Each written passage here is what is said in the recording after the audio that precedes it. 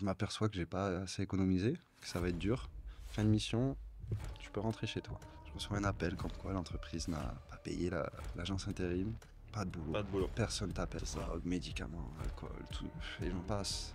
Moi, le lendemain, je travaillais. Le mec, il ne veut pas m'ouvrir. Il a laissé sa clé derrière la serrure. Je peux pas ouvrir. Je toque, je tape dans la porte.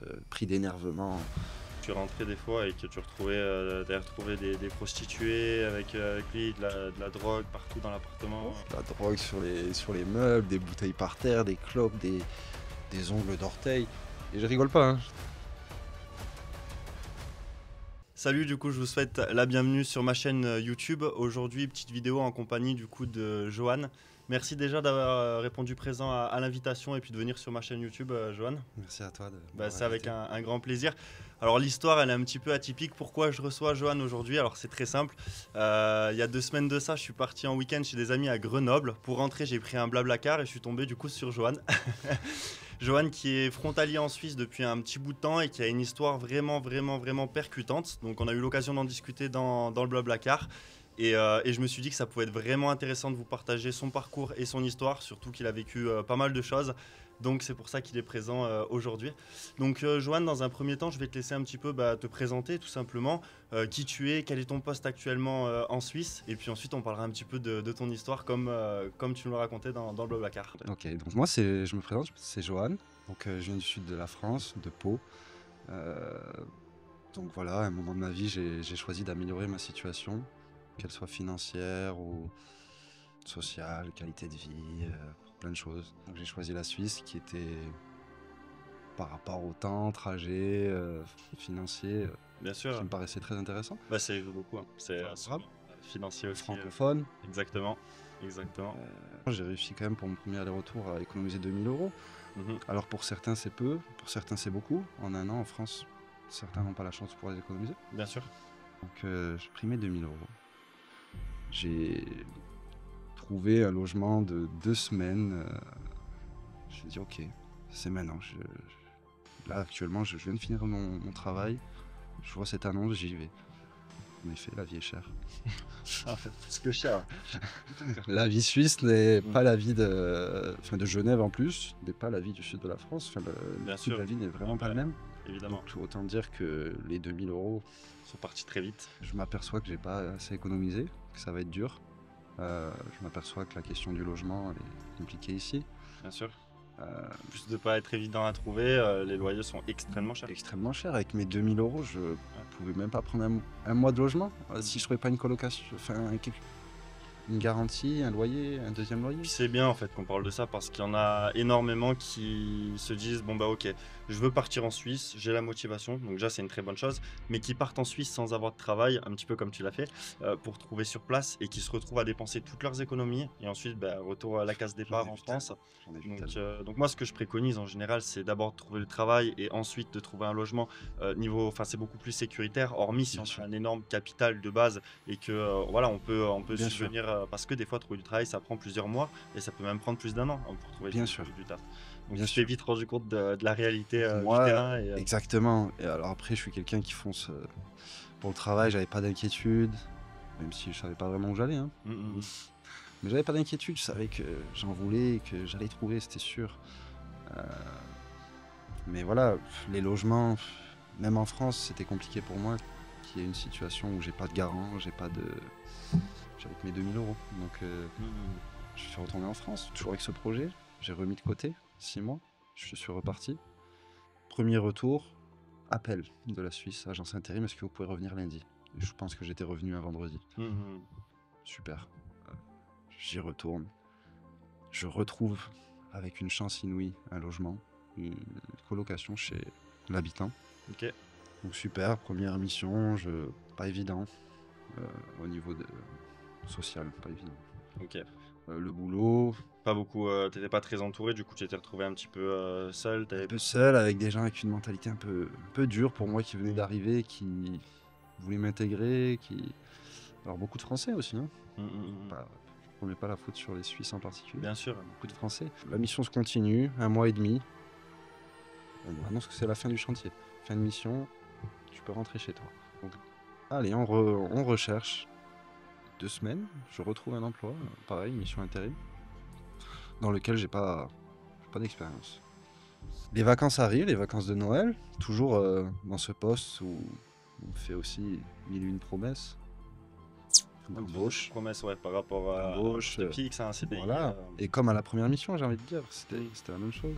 Ok. Je reçois un appel comme quoi l'entreprise n'a pas payé l'agence intérim et que je ne pourrais pas reprendre le poste lundi. Ok.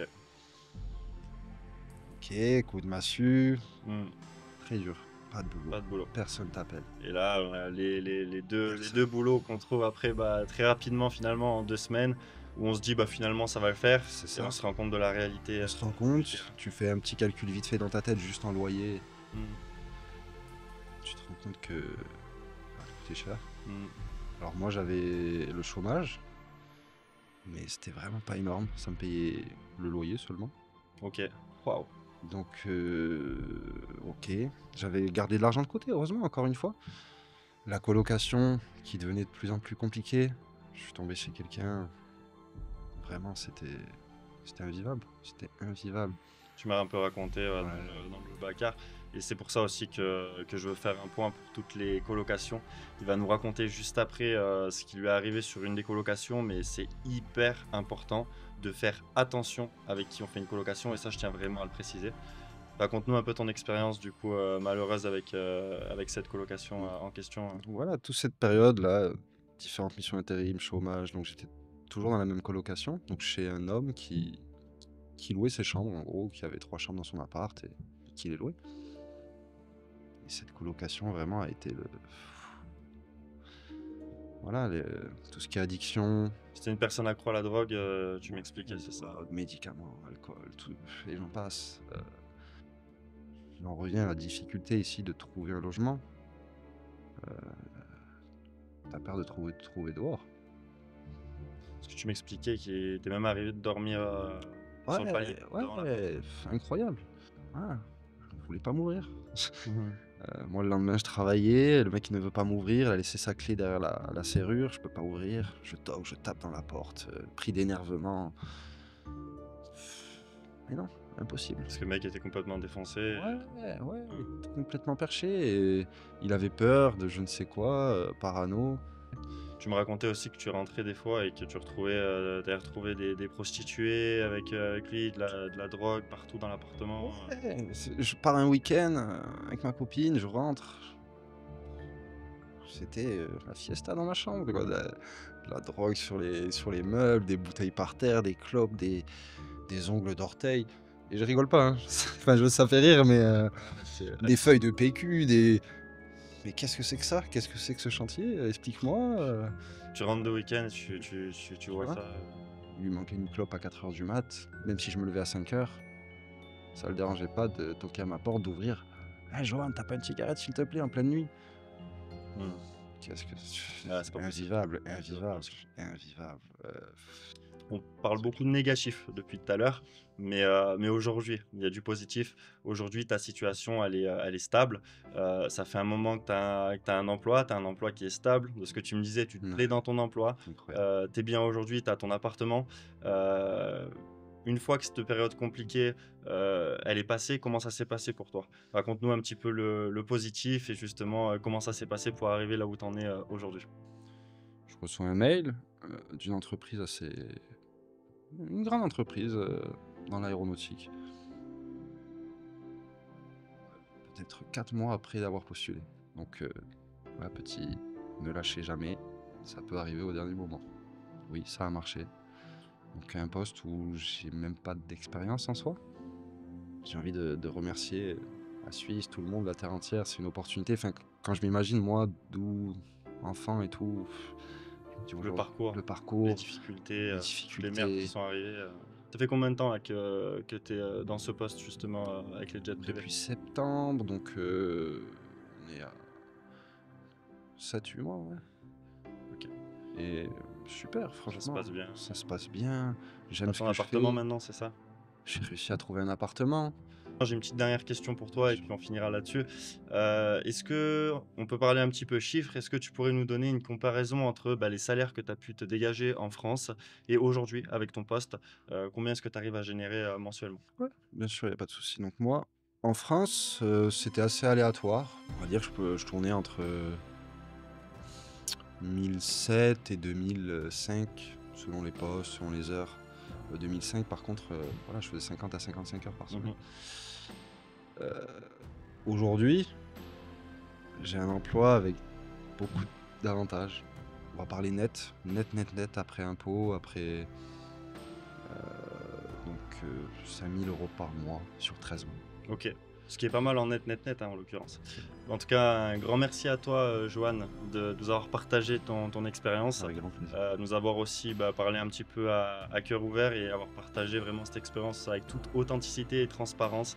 Je pense que voilà, ça, c'est très informatif pour certains qui vont regarder la vidéo et ça montre que pas tout est tout beau, tout rose. C'est Et clair. c'est très important de le préciser. Donc encore un grand merci à toi et puis on finira là-dessus d'avoir été présent. Merci à toi. Avec grand plaisir. Du coup, je vous laisse les amis là-dessus.